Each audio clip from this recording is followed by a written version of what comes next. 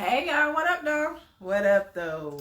Okay, so it is Friday night that we're doing this live on our Facebook page, All Things Cam and K.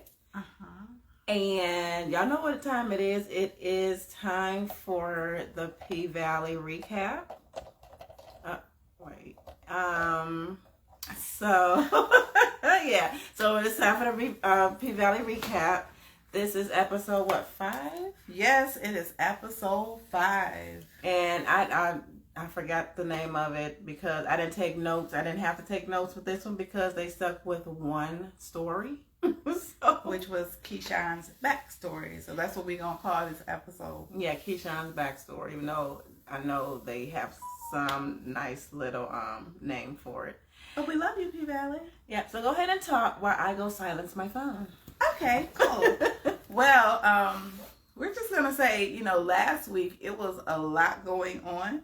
A lot of people were giving a lot of different reviews about the show, and some people were saying that it was too much for them.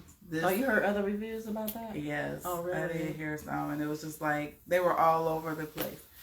But anyway, this week's was a lot calmer, and it brought you back so you could get back into the storyline and not so much with all the extra things that were meant to pull you in because it's called movie magic.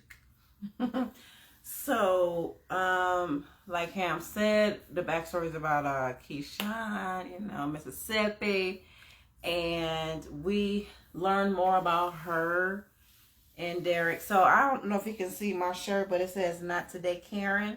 I really wanted to say "Not Today, Derek." And shout out to my homegirl for this shirt for Ari Lane in Detroit. She's at arilane.com. And for this shirt that says, I'm magic, and she does do beautiful spoken words. So shout out to you, Ari Lane. Yes. Okay, so it comes on with is she like at cheerleading practice? Yes, she comes. It's showing her and Derek when they were in high school together. So she's at cheerleading practice, and Derek is a cheerleader. Derek is a cheerleader. Now that was the same actor, right? Because he looked totally different.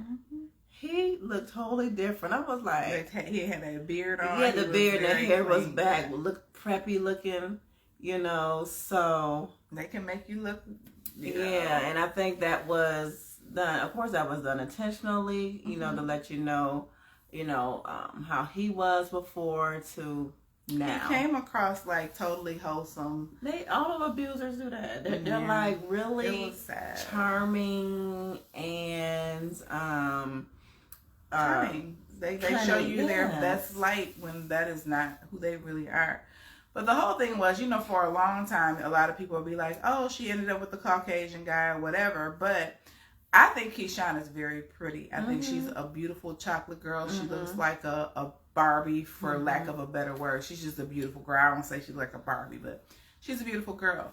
And in the scene, they were showing how the guys on the football team who were black guys, they were calling her ugly, right? Saying she looked like she was dirty and all this stuff, and she didn't look like that at all. She's beautiful. I'm like, did they do that because she was dark skinned? Because she's really pretty. I think they were color struck because they were at a very mixed school, and it was like predominantly white though, because she has stepsisters.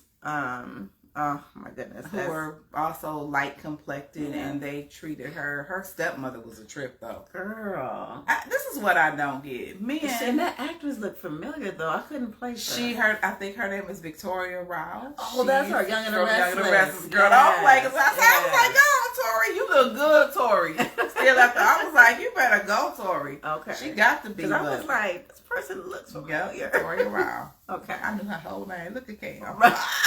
I knew something, y'all. I'm like, okay, y'all. But just the backstory that she had, she was like a Cinderella. She had like an evil stepmother who had 2 stepsisters, and she made her do everything.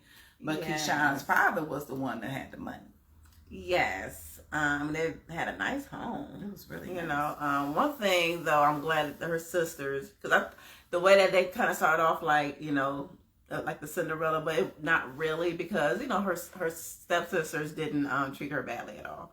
They really liked her.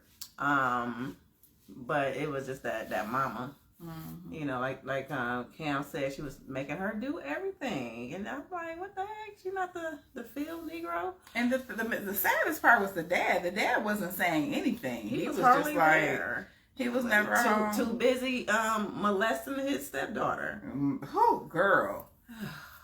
So they show Keyshawn, and she's telling. So the stepmother is telling her daughters, "Oh, I met him on a plane. Because she was a stewardess or flight attendant. Served him a drink, and then it was just magic." And Keyshawn was like, "What you leaving out that you served him and my mother a drink? It wasn't that you just served him a drink. You served him and my mother." And she was like, "Oh, Keyshawn, be quiet. You don't know what you're talking about." And Keyshawn lost it. Yeah, I called her a bitch, and she threw something at her, and I was like, they was throwing food at each other like a lightweight food fight. But I want to know, why wasn't she with her mom, though? I think that, sometimes... I don't think they touched on that. They didn't. I would just assume that, she made reference to her mother being a hood rat. I think that maybe he was with her and, he met her and he thought... how people do nowadays. They trade you in for what they think is the better thing. The grass is greener on the other side. And with his pedophile self, I'll be nice, he probably went with her because she had two daughters. Right. Because during this thing, they showed the girls were getting ready for prom. And his daughters, he took a picture with the daughter, and he was grabbing the one daughter. I didn't see him do anything to the other one. Because the daughter, she was very confident. She would walk through the school. All the boys wanted her. And she had this grown woman confidence, like she was fierce. But now we understood why. Because she was grown, because she was being sexually abused by her stepfather. And he grabs her and kisses her on the head and is pulling her towards him. And she's just so uncomfortable. She's cringing and we know that, we're all speculating because other people on social media saying the same thing. Like, that mama knew. She knew. Well, in one part, she was crying. She was sitting there holding her wine glass, and she was like, enjoy it while it lasts, because they always want to trade you in for something new. Yeah, she sure did. That's when Keyshawn came in, because Keyshawn didn't go... She went somewhere else, because with their school, like the black kids, they were... had the prom or whatever, or the dance, and then like the white kids, they will have the mistletoe on the plantation. So that's where Derek took Keyshawn, and he and she was the only black girl there. The only black girl, and he gave her right at her door was her dress and everything. So he came in He came with it. He came with his tux. He brought her a beautiful blue dress. That was pretty. He laid her out. When he brought her that stuff, her stepmother was like, everybody was like, because he had her together. He did it. He did it to perfection. Mm-hmm. He got her. But little did she know that because he was abused by his father, and Keyshawn peeped, the bruises on him, and he confided in her that it was his dad. And so they fast forward to her being pregnant, and he's blaming Keyshawn. This is her first taste of him yelling at her and his abusive side coming out. And she checked us behind. She like, I'm the one whose money is bringing. I'm the one to work a job. Yeah, she said, my dad is the one that co-signed and got us this place. Your father didn't help us do nothing. And he started badmouthing her, and she went off because we got mouths. She went off and said what she needed to say. She didn't disrespect him. She was like, your parents ain't help us do nothing. And he grabbed her and choked her up, talking about, it's all your fault that my family disowned me. You're nothing but a gutter. So and so. He probably wanted to say the N-word, but he was close. Off. So she and he choked her. Yeah, and she leaves. It's pouring rain, and she show up at her father's house. Stepmama come in, was like, I don't want you around my daughter. Yeah, I don't want this around my daughter. I'm like, what? And the father never came down and said nothing. Down. I was irritated with that. Because she was like, your father agrees. And I was like, wow. Because he was kind of like treating her like the stepchild too. Because maybe like, Keyshawn, take this picture. You know, when they would say, I was like, well, dang. Like she was just there. Right. But you know, so she went back to him. And then because she didn't feel like she had anywhere else to go. Yeah. And then it fast forward to like the present time. Rome. Ooh, his raggedy behind. I couldn't stand him from the beginning because I was like, he trying real hard to get her on the road. But I assumed that he was trying to do that because he was all about that money. The money, yeah. But that wasn't what he wanted. I mean, he wanted the money and he wanted the cookie. The chocolate chip cookie. The chocolate. So he was like, you know, I want you to the strip for me. You know, she was like, that's a business. You know, so. And I like the way she broke that down because she was like, I make people want to come, but they don't get to touch me. Mm-hmm. They have to go handle that themselves. It's the ideal of me that people are in love with. And she broke it down like what strippers do. And I had a lot of respect after that because sometimes they get a real bad rap. Every stripper's not a, you know, not a roulette. Most of them. Every stripper's not a roulette. I think power to the strippers. No, you're not gonna hear that from me. Okay, so cause I just that's another conversation. It's so degrading, and you degrade yourself. But anyway, Keyshawn wasn't like that. She really does love Derek. She really does love her family, and he tried to rape her. Yes, he tried to rape her. And after he was like, oh, you know, she not giving it up willingly. So he wanted to take it, and I'm glad it didn't go down like fully. I'm so glad. And she ran to homeboy's room, the guy who's the mortician. Yes, I can't think of his name. I love his voice. I told you his voice is sexy as heck. He sounds like a rapper. But he went. Oh, but the funny thing is, Rome peeped out all that with murder and hold up, time. What? So, but before all of that took place. Keyshawn and Morticia, because I don't know his name. I forgot his name. They were looking at each other. They were like, are they? They were like having this internal. And the words were lighting across the screen.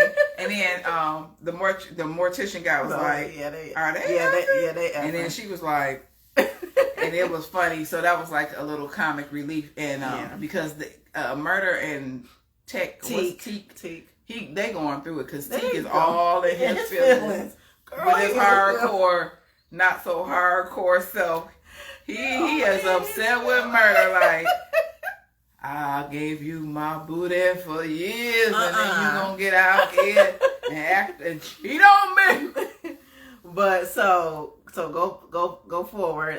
So Keyshawn escapes Rome. I mean, because he was. Because we both were thinking the same thing. We watched it at different times, but when we talked about it, we both were thinking the same thing. When she was trying to get away, we thought that she was gonna like maybe kill him, like with her shoe or something. With that high heel, right? Oh, girl, because that's a weapon. Heels are weapons. So, but she ran out in that hallway with one titty hanging out. She was like, I don't care. She did a Tina Turner. She did a Tina Turner with the titty out. Right. But I love the fact that Rome covered her. I mean, not Rome, but the mortician guy covered her, and he was there for her. He's a sweetheart. He's a nice person. He a sweetheart. He wasn't playing. He was like, oh, okay. And she told him that Rome had a video of murder and Teak, so he knew that they were, together. Right, and then like the thing about the mortician guy, he is Murder's friend. Mm-hmm. He is down for murder. He want him to make it so he can make it out of there. And he is a genuine friend, and he's trying to protect him at all costs. So Keyshawn, of course, gets upset. So she goes back home to her husband and her kids. And when she gets there, her husband's like, Rome said y'all was going to be out another week. He was like, what you doing home so early? I thought she was going to tell him, but she didn't tell him. She didn't tell him. And he was like, yeah, because Rome said, he extended it. And she was like, no. And then she sees something wrong with her baby. He's crying. He won't stop. And she's trying to figure out why. She took him to the doctor. His little elbow was out of the. It was dislocated, and he had bruises on his back. And she didn't know he had the 3 bruises. years old. She didn't know he had the bruises. Nurse she was picking him, holding him, trying to console him, and his she shirt raised. She wasn't expecting that, and she wasn't there. She was out on the road making money for that bum ass Derek, who can't. And he talking about he trying to get a job, and she's like, "What?" And so, but one thing I do respect, she checked him. She's like, "What's wrong with you? You may beat me, but you're not gonna beat my babies." Yeah. So he was like, "I can do whatever. I can raise my kids, whatever, however I want." Like my daddy did me. And so he, went to his go-to move and choked her up, hemmed her up against the wall, and had the iron. And he tried to penny her ass in her face. She was like, not the face, anywhere but the face. And then he stops. He stops, but then he goes in the room with the babies. Like he was beating on them. See, I lost it because I was like, you should have took that iron and you should have woke his ass out.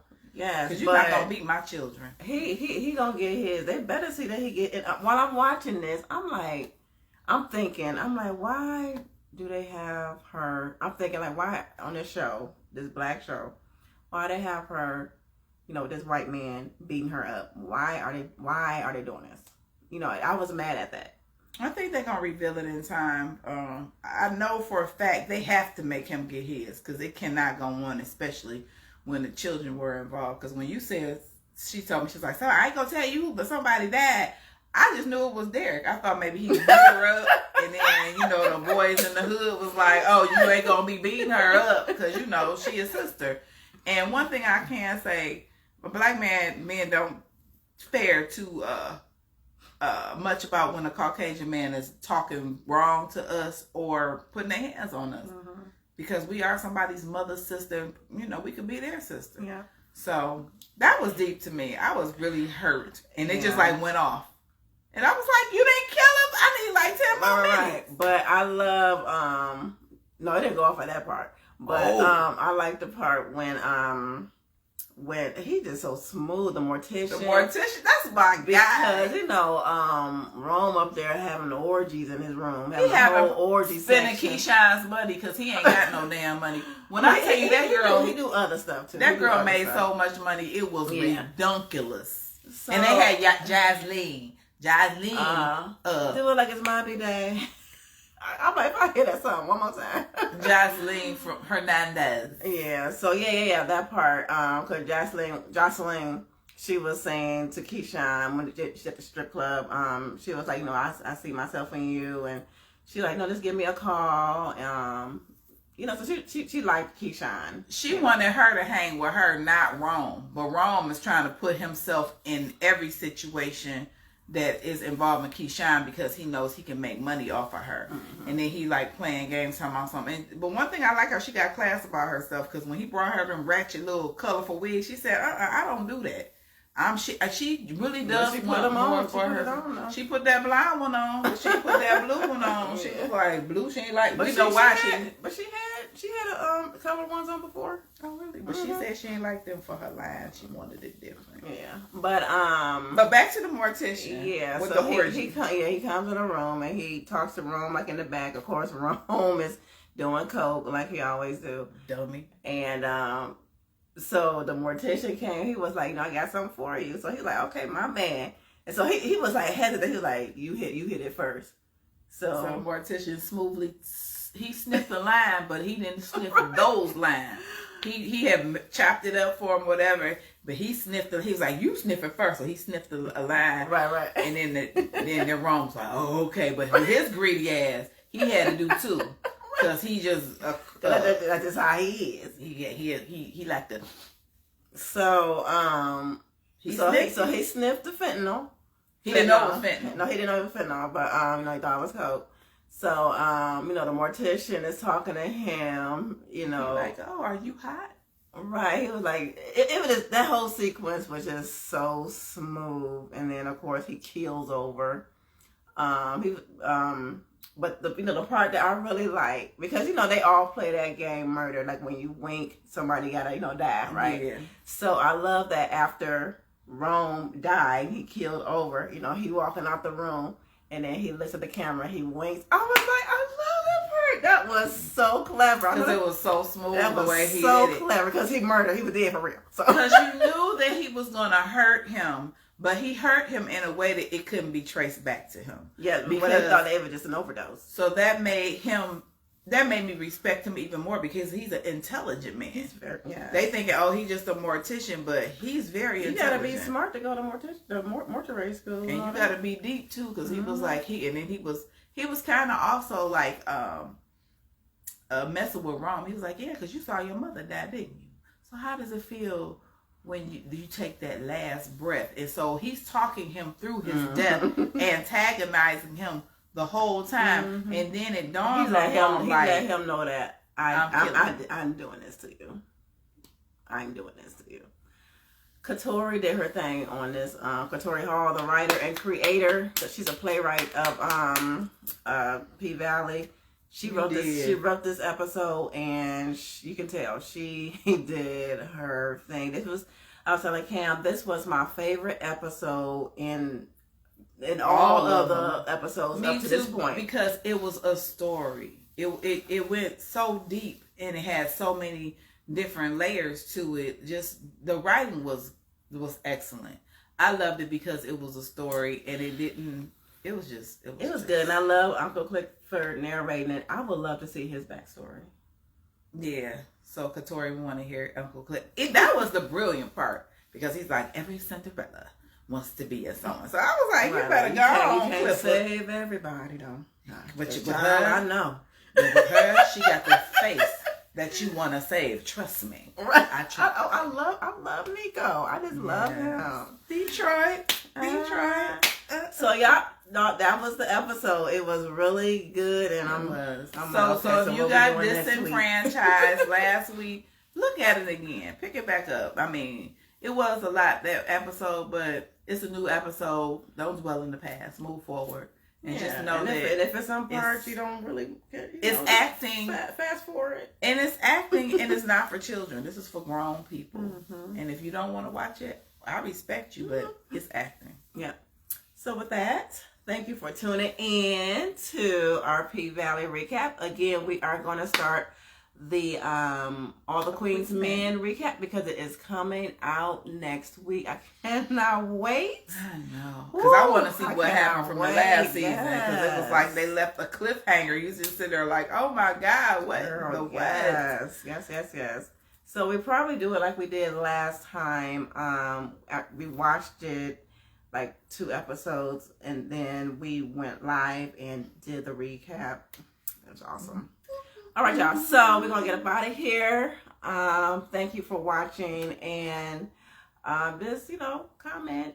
What part did you like in this episode? And let us know your favorite part. Yeah, let us know, because maybe you too could come on here. Well, no, not at my house. Okay, so well, you know how you can put that little thing. Oh yeah. Okay, yeah. You could be added to the conversation if you would like. So again, go to allthingscamandk@gmail.com and let us know what you're thinking, or make a comment in the comments if you'd like to join us one day via satellites. Yeah. So with that, thank you and have a good night, y'all. Bye-bye. Bye.